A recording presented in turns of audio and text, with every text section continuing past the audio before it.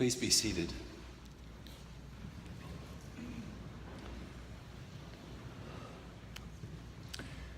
My last sermon at St. John's.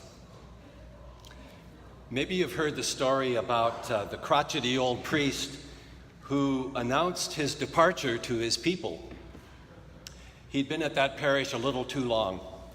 He didn't like them. They didn't care for him too much either. His last day on the job finally came, and he walked up in the pulpit and he said, "Well, this is my last day. I'm leaving. I know you're sorry to hear this. I know how much you hate to see me go, but you'll just have to accept it as the Lord's will." And with that, he went back to his chair. And at that point, the music director got up and said, "Let us now stand and sing, 'What a Friend We Have in Jesus.'" Well, before you crank up the organ and strike up a chorus, maybe I can say just a few words about today's gospel.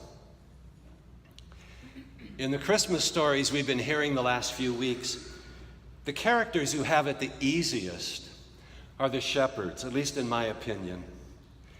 In their journey to the newborn child, they have a chatty angel lighting up the night sky with a hallelujah chorus and sending them joyfully racing to where the child is with directions that are all very clear and easy to follow. Here at St. John's, however, that's not quite how it works.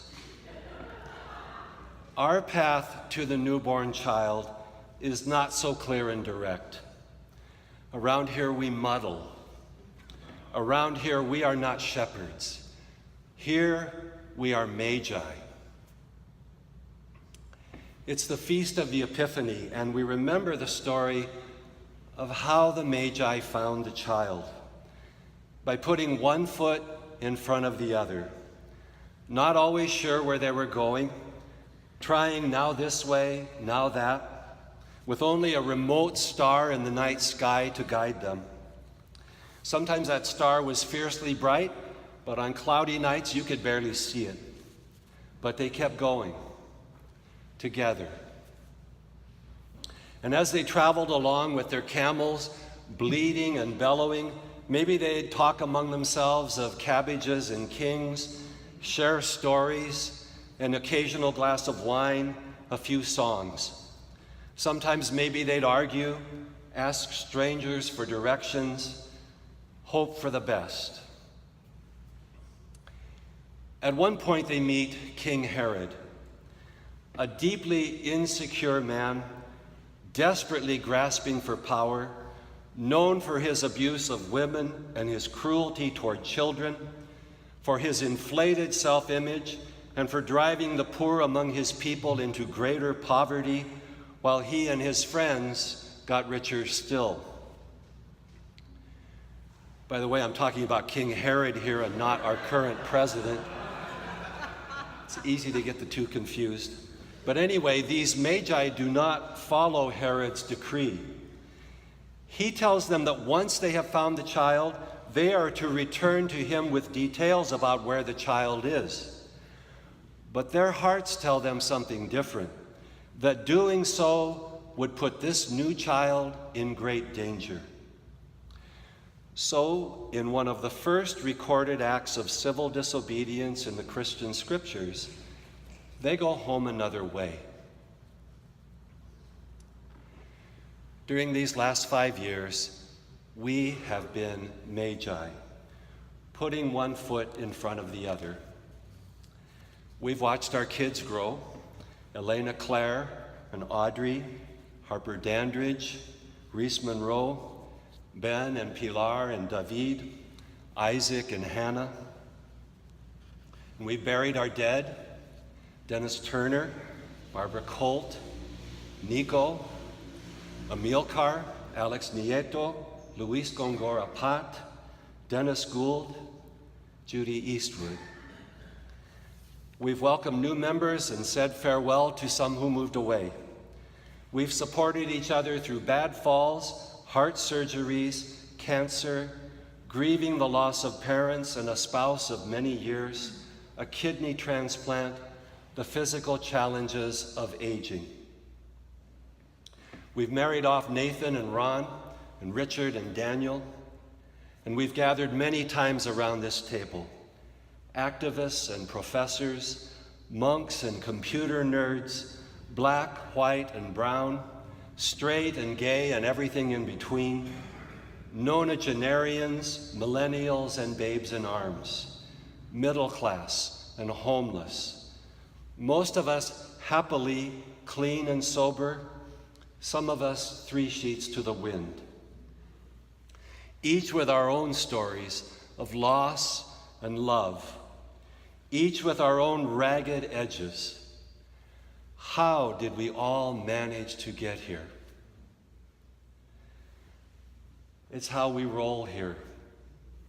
We are magi who, through all of life's rhythms, keep putting one foot in front of the other, focused on a remote star in the night sky.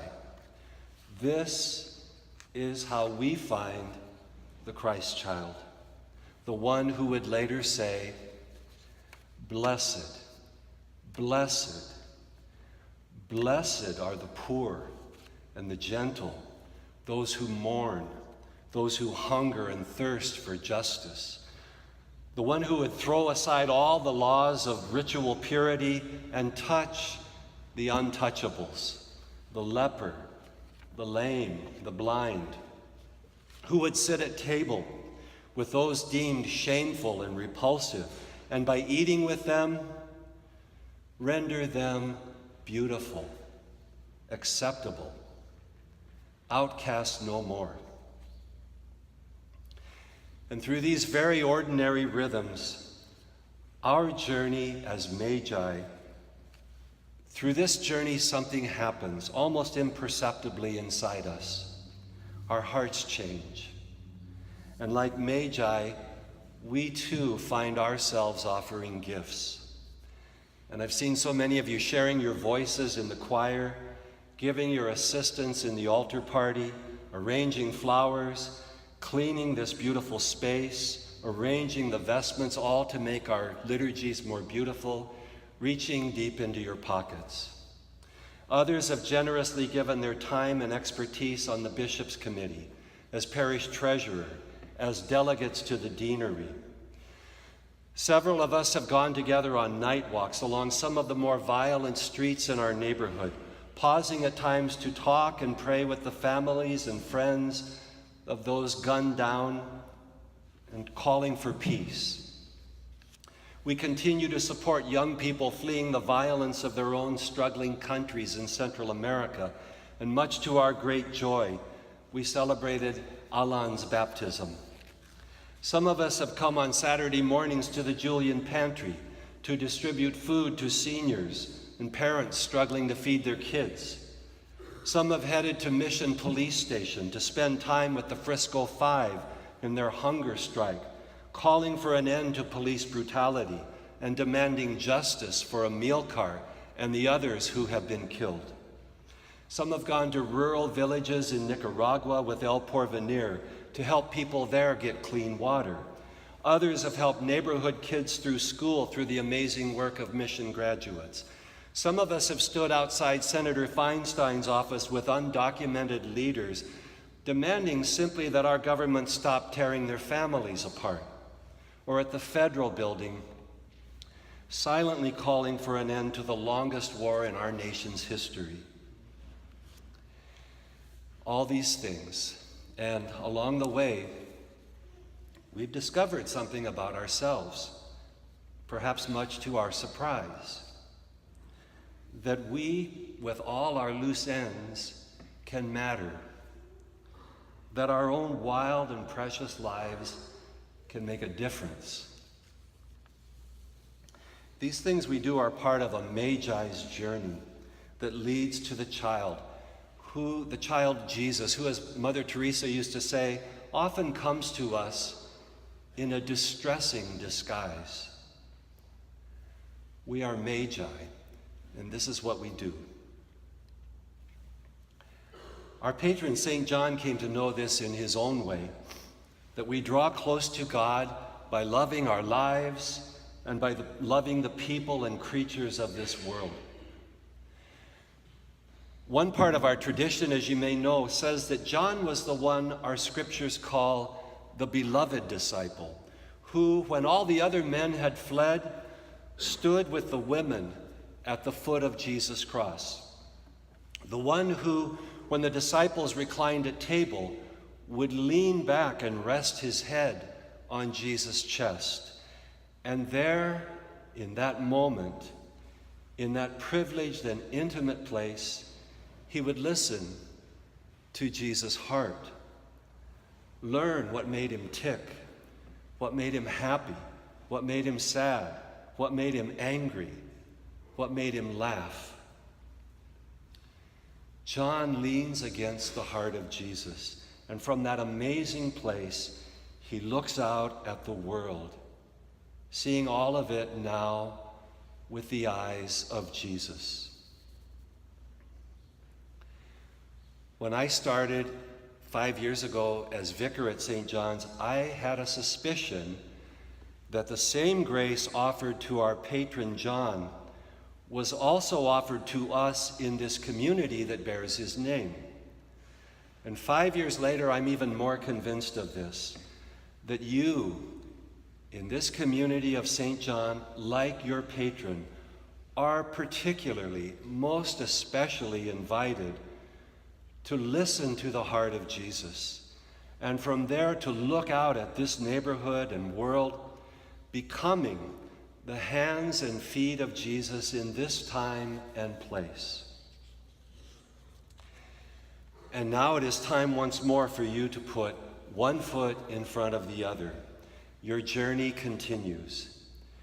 And in the days ahead, as you, Magi that you are, go through all your ordinary rhythms and watch your kids grow and bury your dead and marry off your friends and welcome new neighbors after all your coffee hour chats about cabbages and kings and all the ministries you do together, all your triumphs and setbacks, your laughter, your fights, your joys, through this entire journey, one question will remain.